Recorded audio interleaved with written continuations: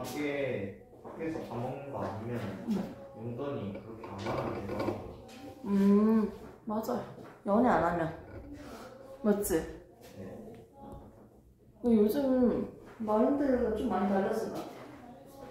예전 같았으면 약간 오빠들이 막 더 사주려고 하고 막 그랬는데 요즘은 같이 막 내자. 더치페이 하지. 그럴 수밖에 없지. 그 용돈을 어떻게 혼자 다 내. 하루 데이트하고 하늘을 다 끊어야겠는데. 맞지? 그래서 선생님도 학생들이 막 생일 됐을 때 돈 모아서 막 케이크 하나 기프티콘을 보내주는 거야. 2명이서. 너무 고맙더라. 그 마음이. 되게 큰 돈이잖아, 애들한테. 그러니까 더 막 감동이 북벅 하더라고.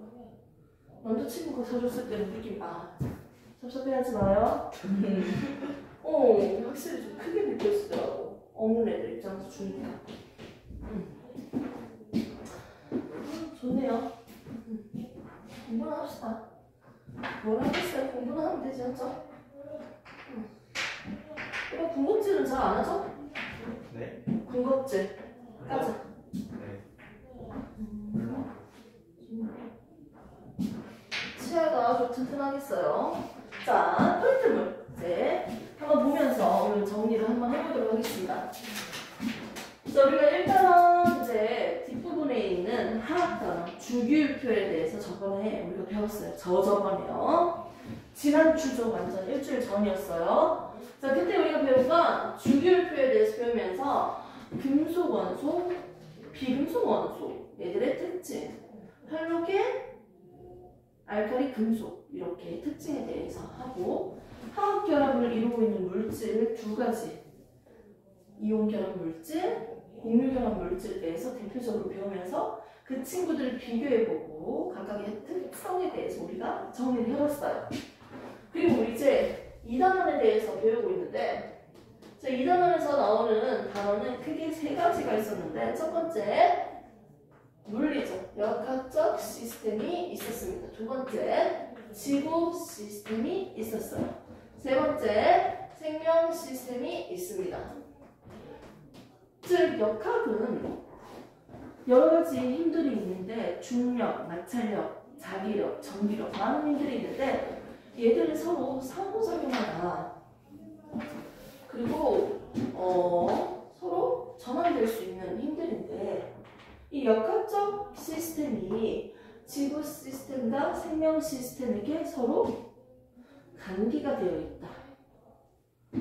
그리고 역학적 시스템한테도 또 지구와 생명 서로가 연관되어 있고 즉 지구 시스템과 생명 시스템을 유지시키기 위해서 또 하나의 힘이 바로 역학적 시스템이다.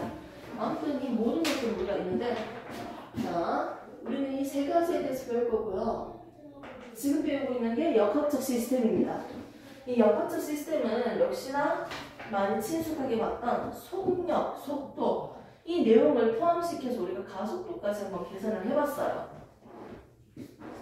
책 페이지를 펼치면요. 오트는 몇 페이지예요? 저번 거 몇 페이지죠? 응. 92죠. 자, 오늘 페이지 몇 페이지입니까? 98이. 어차피 역학적 시스템 다 배울 거야, 웬만하면. 92, 98 페이지. 그냥 90. 응, 90. 미안해요. 책이 없어서 그냥 들어왔어요. 98. 테스트까지 한번 다 쳐보니까 역시나 오빠 실망시키지 않네요. 자, 그럼 지금까지 배운 게 뭔지 한번 정리를 해볼까요? 자, 먼저 지금 프린트를 보면서 앞에 있는 처리 조금만 하고 할게. 자, 1페이지부터 한번 봅시다. 자, 우리가 지금 배우는 건 역학적 시스템이고요. 자, 중력과 물체의 운동에 대해서 가장 먼저 배우는데 역학적 시스템이 뭡니까? 라고 했을 때 이 여러 가지 힘들이 서로 상호작용하고 있는 하나의 집합 시스템이다. 지구 시스템과 생명 시스템을 유지시키는데 중요한 역할을 한다는 거고요. 자, 그 다음에 과학에서의 힘. 우리가 힘에 대해서도 같이 연관되어 있잖아요. 그러니까 힘에 대해서도 정의를 한번 내려봅시다. 힘이라는 건 그러면 과학에서 뭘 힘이라고 얘기할까? 이 힘이 띠땅졌어요. 또는 이거 손으로 알그작 부쉈어요. 지금 이런 것들이 힘인데 선생님이 힘을 주면 이 종이가 찌그러지겠죠. 이렇게 모양을 변형시키거나 또는 힘을 줘서 구슬을 또는 분필을 굴러주면요. 정지되어 있던 분필이 어떻게 굴러가요. 즉 운동 상태를 변화시키는 원인이 되는 게 뭐다? 힘이에요. 모양과 운동 상태를 변화시키는 원인, 이게 바로 과학에서 말하는 힘입니다. 즉 힘을 통해서 우리가 얻을 수 있는 효과는 대표적으로 두 가지가 있는데 뭐다? 힘이 주어지면 모양이 바뀐다. 힘을 통해서 얻을 수 있는 효과, 모양과 운동 상태입니다. 오케이? 좋습니다. 이렇게 적혀져 있고요. 이 힘을 3요소로도 우리가 화살표로 또 표현을 할 수 있었어요.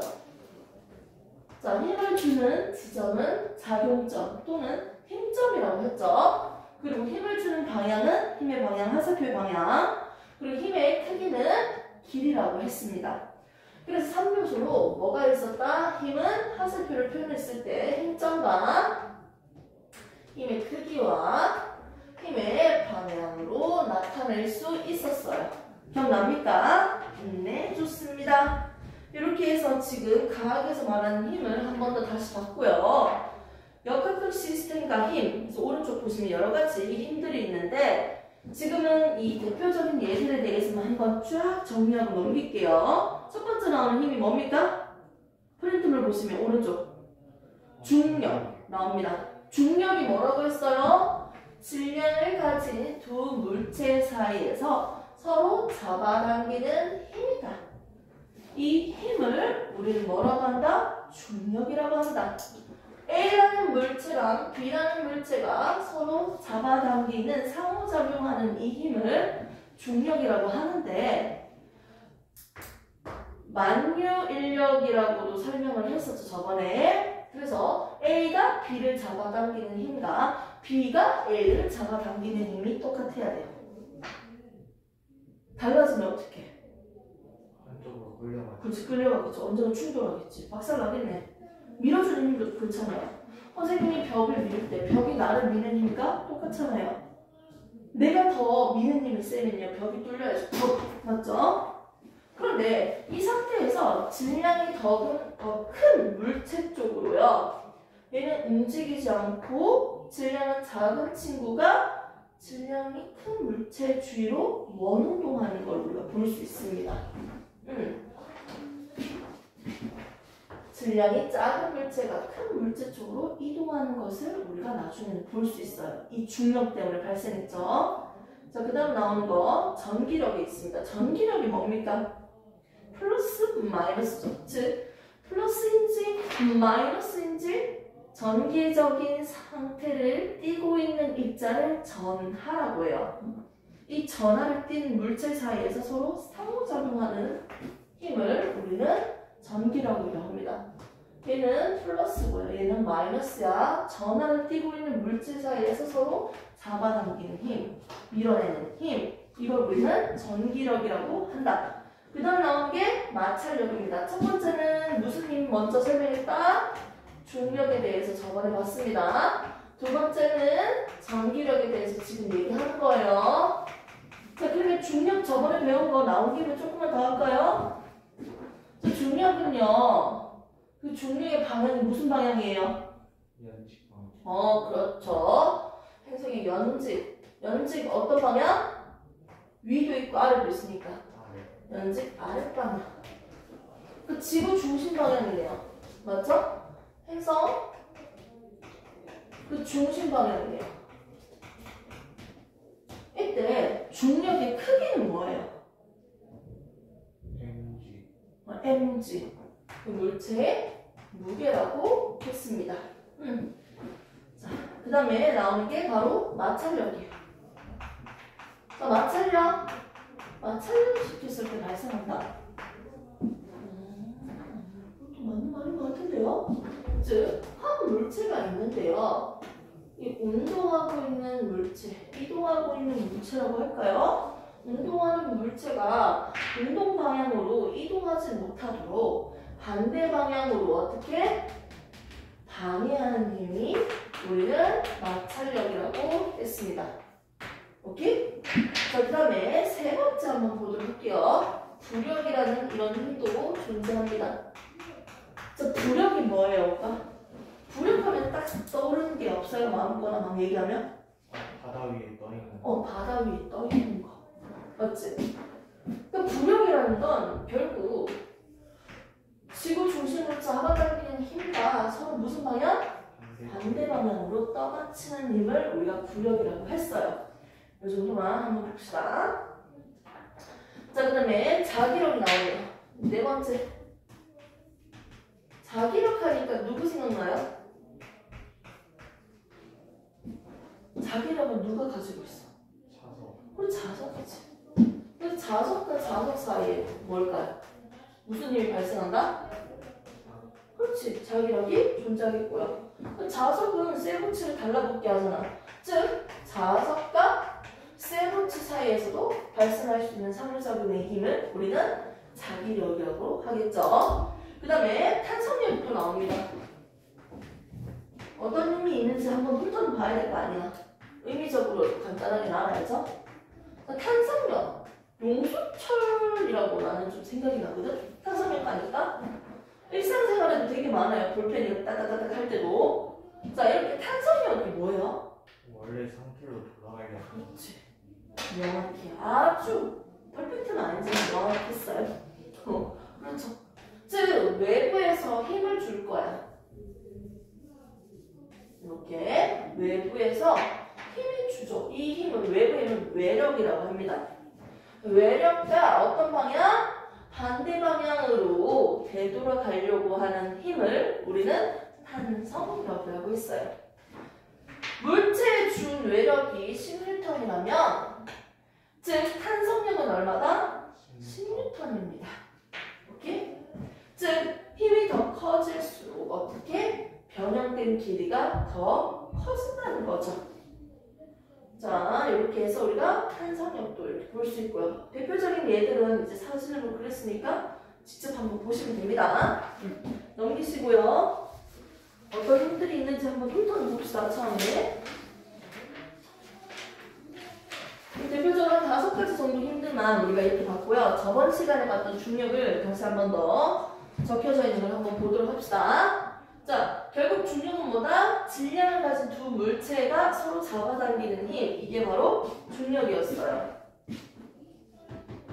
그러면 작은 의미에서는 서로 잡아당기고 있는데 큰 의미에서는 서로 잡아당기는 힘이지만 작은 의미에서는 지구가 물체를 잡아당기는 힘. 이것도 중력이겠네요.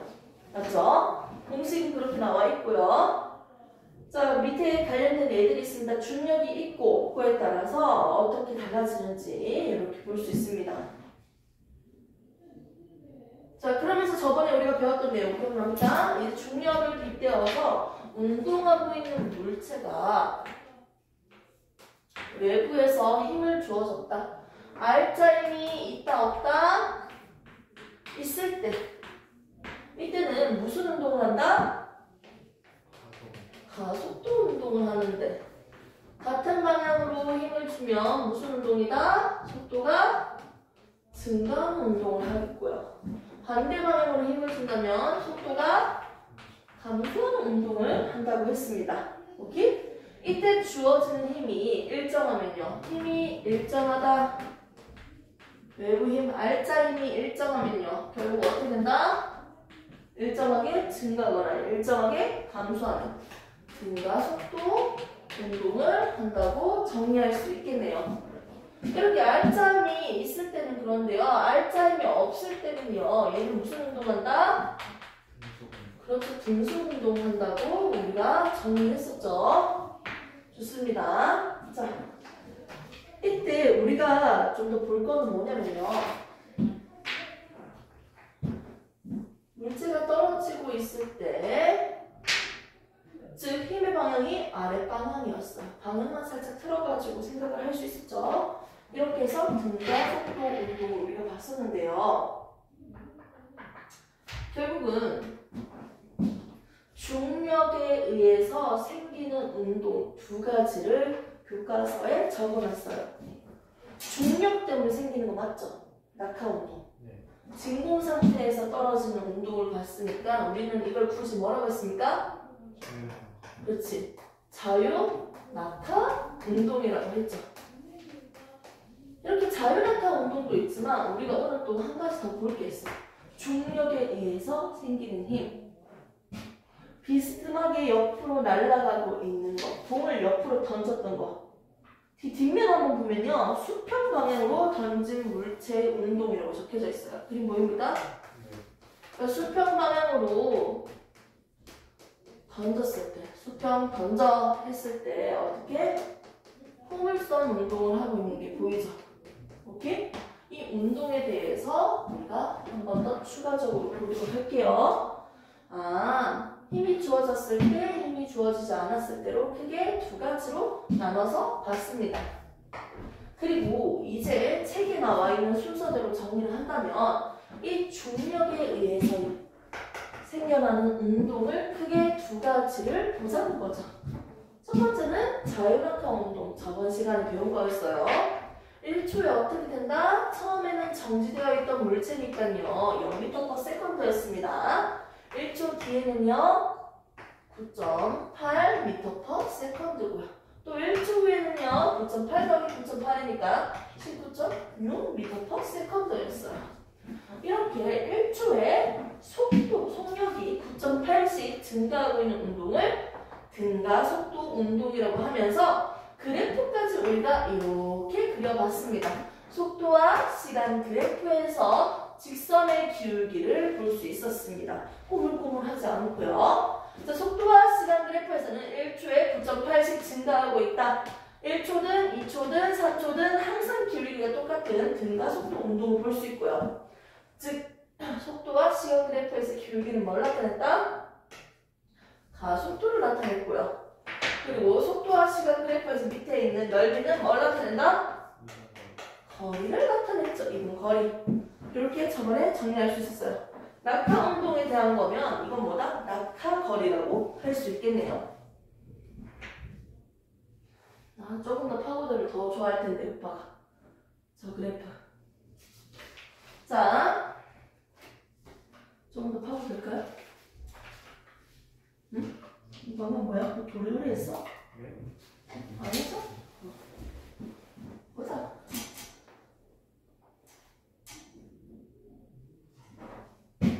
자, 나 그냥 퀴즈 낼게.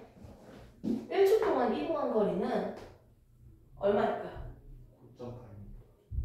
9.8m는 절대 안 돼. 9.8m는 1초에 9.8 간다는 건데 처음에 0이었잖아. 그럼 무조건 9.8m는 못 가지. 이게 이해돼? 맞지? 처음부터 9.8로 갔을 때 1초 갔으면 9.8m 간 거니까. 근데 처음엔 0이었으니까. 그 평균 속도가 얼마야? 이거 중간값이니까. 직선일 때는 중간값이잖아. 처음과 나중 속도 더하기 나누기 2니까 얼마? 4.9지. 맞지? 그러니까요. 이 그래프에서 1초 동안 이동한 이 넓이가 뭐가 된다? 1초 동안 낙하한 거리예요. 자, 1초 후에 어떻게 됐다? 9.8 됐죠? m/s. 이 넓이 어떻게 돼요? 그렇지. 9.8 곱하기 1 곱하기 2분의 1이지. 삼각형 넓이니까. 그래서 4.9네요. 이런 거 재밌지 않아? 나는 이거 너무 재밌는데? 그래프 약간 좀 분석하는 거? 두 번째 그래프 한번 볼까요? 그래? 이 색깔 다 똑같나? 이거 보이죠? 약간 다르잖아요. 자, 두 번째 이 그래프는 1초에서 몇 초까지야? 2초까지야. 1초 동안 이동한 걸 또 보는 거야. 이 거리가 얼마냐고? 얼마냐고 지금 묻는 거야. 근데 좀 신기한 게 있다. 앞에 있는 삼각형이랑 여기 위에 있는 삼각형이 똑같아. 맞잖아. 1초에 9.8, 1초에 9.8, 1초에 9.8. 맞잖아. 느낌 맞죠? 점차적으로 그 다음 넓이를 하더라도 그 있는 거지. 근데 뒤로 갈수록 어떻게 돼? 역시 이 사각형 한 개씩만 더 생기는 느낌이잖아. 앞에 있는 거리에서. 이해돼? 네. 앞에 있는 거리에서 사각형 한 개 더 생기는 거니까 얼마다? 위에 앞에 있는 거리 4.9에다가 얼마 더요? 9.8. 그렇지. 사각형은 9.8m잖아. 맞지? 그럼 밑에 있는 또 길을 또 한 번 해볼까? 여기까지? 예를 들어서 앞에 있는 낙하거리 얼마예요? 4.9 더하기 9.8. 이거 계산해봐요. 10? 10. 4.7가? 네. 더하기니까? 나 산수 잘하죠? 자, 여기다가 얼마 더하면 돼요? 9.8. 그렇지. 사각형 한 개 나오니까. 이거 무슨 수열이야? 등차수. 등차 수열이지. 자, 공차가 뭐예요? 그러니까 뒤에 공차가 뭐야? 등차가 공식 말하는 공차가 뭐야? 9.8이. 9.8이네요. 지금 무슨 시간이지? 자, 아무튼 재밌죠? 그치? 그림적으로 좀 방금 당연한 건데 한번 그냥 해봤습니다. 좋습니까? 네, 좋습니다. 최소 이 정도는 이해는 같이 가면서 하죠. 자, 이제는 그림을 한번 보세요. 지금까지 했는 거. 속도와 시간 그래프, 속력과 시간 그래프에서 넓이는 이동거리다. 이 그래프가 그려져 있고요. 이 두 번째 페이지죠. 자, 밑에 있는 기울기는 가속도를 나타내고 면적은 이동거리다. 똑같은 얘기 계속 하고 있어요.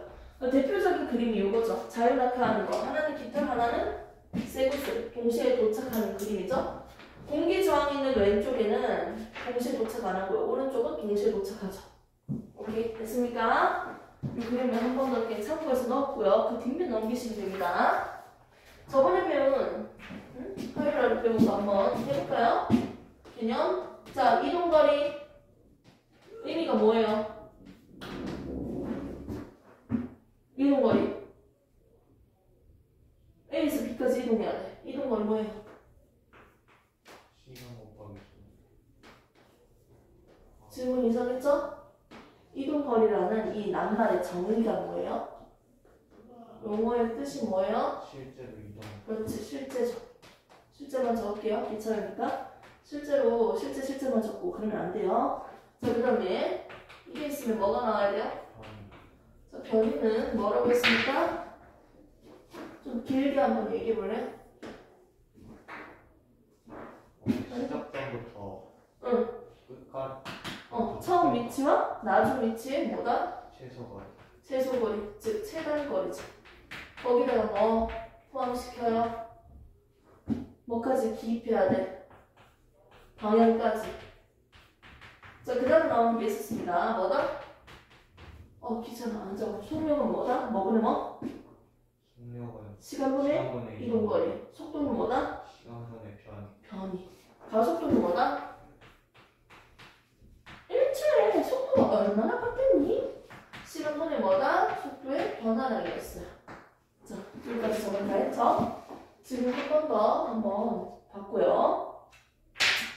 잠시만 쉬는 타임 한 2분만 가졌다가 수평 방향에 대해서 또 한번 봅시다.